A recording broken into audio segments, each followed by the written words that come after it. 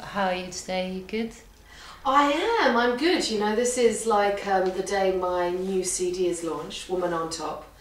And so, you know, even though I live in the States now, I've come full circle back to where I started, you know, my creative journey. My parents are both artists, so, you know, I feel quite emotional about the fact, you know, Woman on Top is actually finally being launched, because it's not easy to get an indie record out there these days. And today, my CD, my creative child, will be in HMV, iTunes, and Amazon.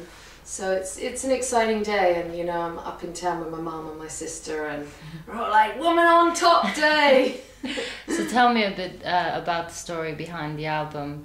Has it been a long process in the making, or did you just go into the studio for 2 months and wrote the album? It was quite a process. You know, I was developed for about a year by an amazing French-Turkish publisher called Suzanne Koch.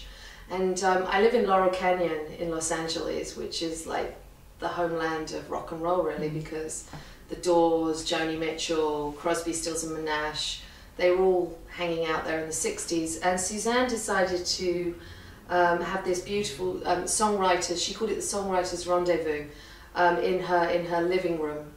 And a group of us songwriters would get together, you know, once a week, for a whole year. And she would drill us, you know, no! Bullshit, more honest, more this, more that. And so she really developed me for a year, and it was her that actually introduced me to my producers, you know. And so and I think I had 90 pieces of writing by the time I got to that point, and she sat there for 3 days with me, and we went through the whole thing, and she went, okay, this one, not this one, not that one.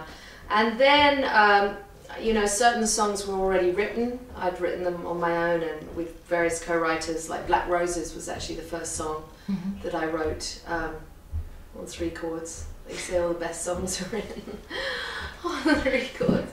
And then the remainder of the songs, a lot of the real rocky woman rock songs, I went into the studio with my producers, you know, the Wax team. They were on Hollywood Boulevard, and the Wizards of Oz, who are an Australian team, over in the Valley.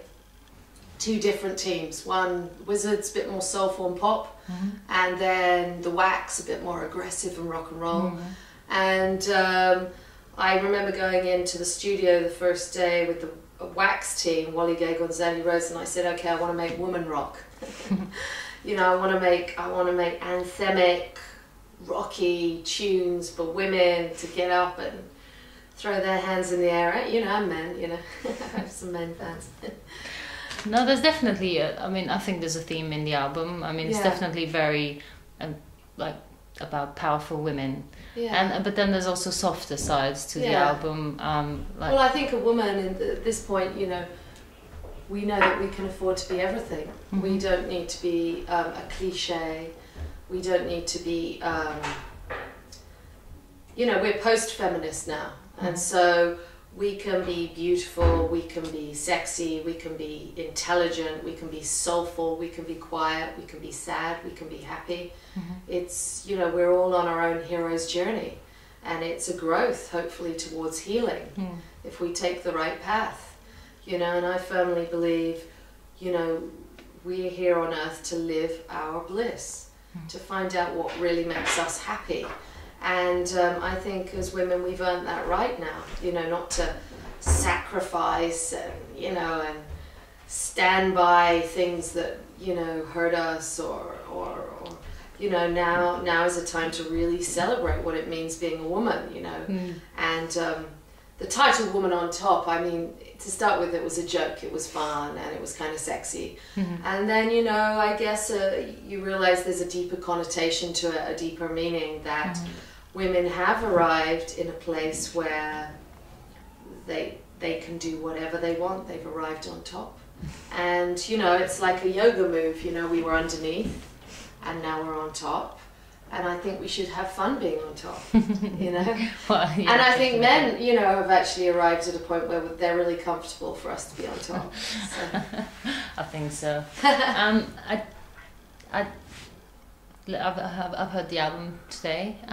It's quite good, rocky in parts, like you said, and then more poppy in other parts. I mean, what were the influences? Because I could hear some Sheryl Crow, some Hole even, like women rock, like you said. Well, my influences kind of go with my mood. I'm obviously really I love Sheryl Crow's work. I love the balance in her work, how her lyrics are very fleshy and feminine and revealing, but the licks are very masculine in a way and rocky. And I kind of like that balance, you know, of yin yang. You know, my original reason for going into rock and roll or music was The Doors. I love The Doors. I love Jim Morrison, you know. When I discovered Jim Morrison, I was like, wow, if you could be beautiful and a poet and intellectual and travel the world, that would be an amazing life to live. And so he was my first, like, wow. And he walked such a mystical journey. He was so fascinated by the mysteries and the native Indian way. And, you know, I've actually delved quite deeply into that. I spent a lot of time out in the Mojave Desert with a lady who's Cherokee.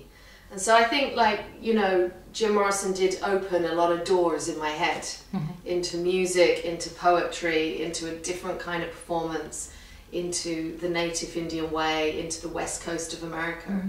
You know, so he was a great muse for me at the beginning, and, you know, probably the artist who has most influenced my life today. You know, I live in the canyon where he once lived. I make music, you know, so I'm not quite as, I guess I'm not so much on the darker side as Jim. I haven't gone into the drugs or, you know, I really like joy. I like life to be joyful, and hopefully Woman on Top, you know, comes across as a celebration and, you know, something joyous, something that brings people fun and entertainment, you know. I thought so. I love The Canyon. That's my favorite on the album. What is your favorite track on the album and why? Well, The Canyon is actually, it's about my house. That's about moving into Laurel Canyon and, you know, and having a home in the hills and, you know, having that sense that if these canyons could talk, they'd sing. That's the lyric, because you feel like all the spirits of the old, you know, rock and roll stars and stuff are up there.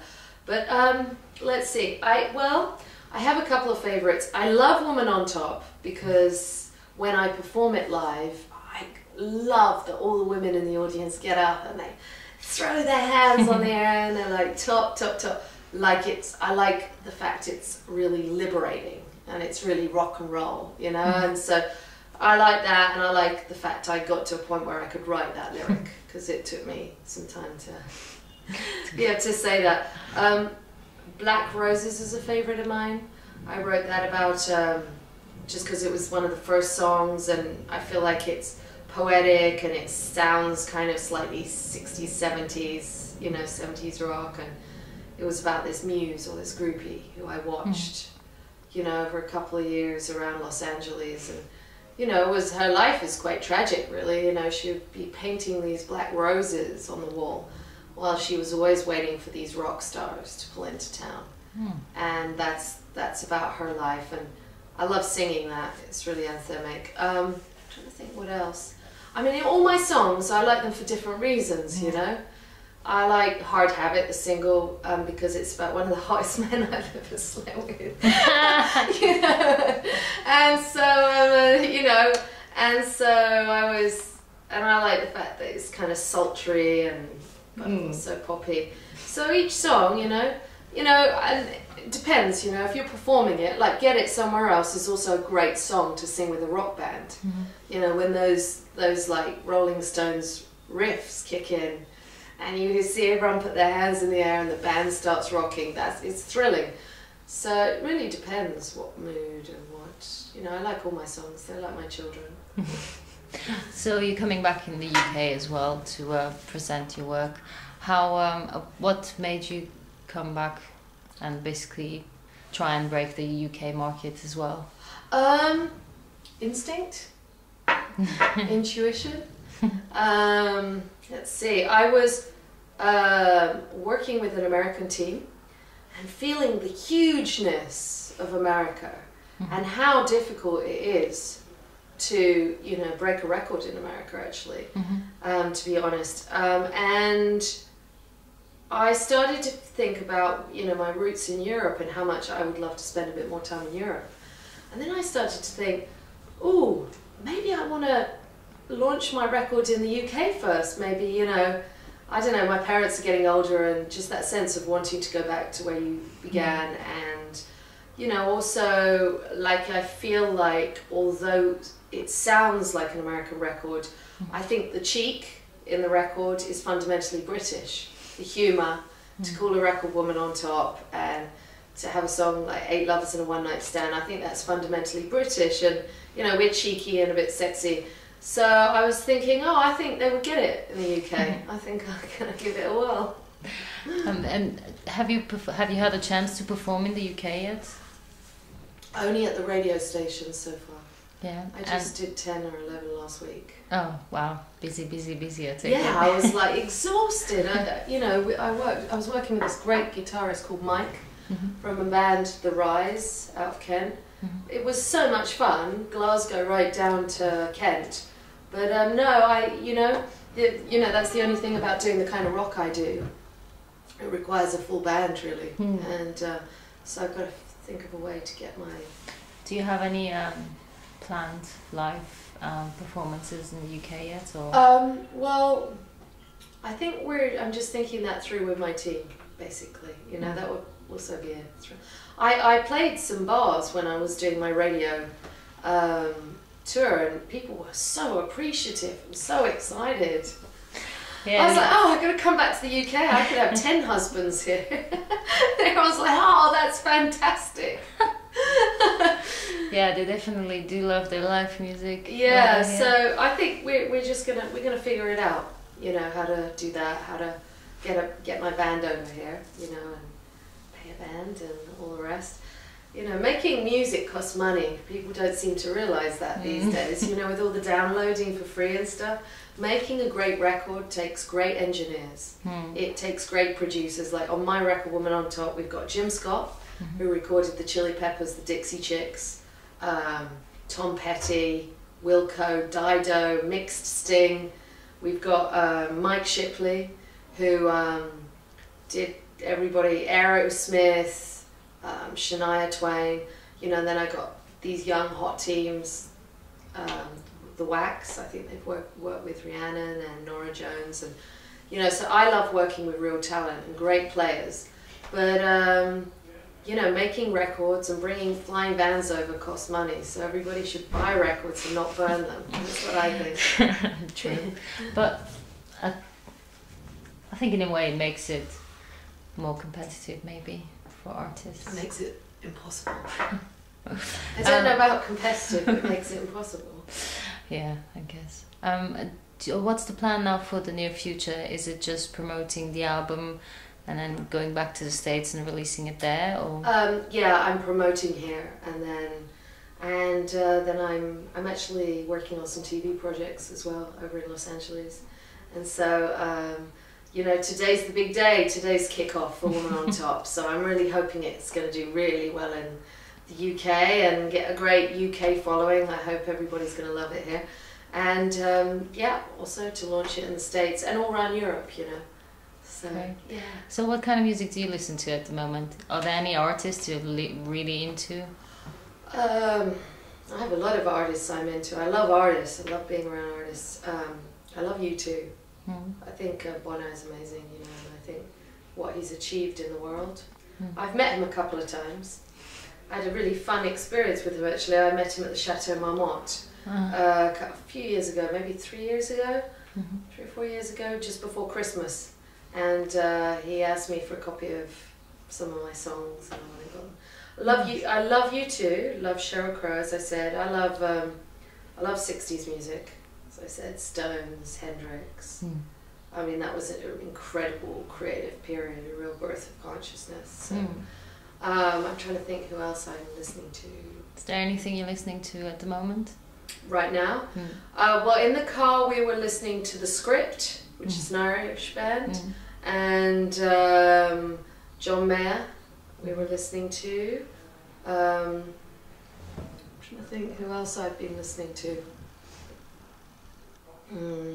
What do you think about the music scene in the UK at the moment? Because it's very synth pop. Is it synth pop? Yeah. I don't know. I only got off a plane like a week ago. I sort of like don't go past 1968. It's probably best. Honestly. I mean, I'm joking around. I don't know. I've been listening to BBC One and BBC Two, and that seemed pretty. Well, I guess BBC One is more synth pop, isn't it? So, yeah. I like my rock and roll, but yeah. I can also go in for some good electronica. I like what Madonna did with electronica. Yeah. You know, sort of. Yeah, and Beth Ditto has a really good album coming out. Beth Ditto from The Gossip. Oh, I'll have to check that out.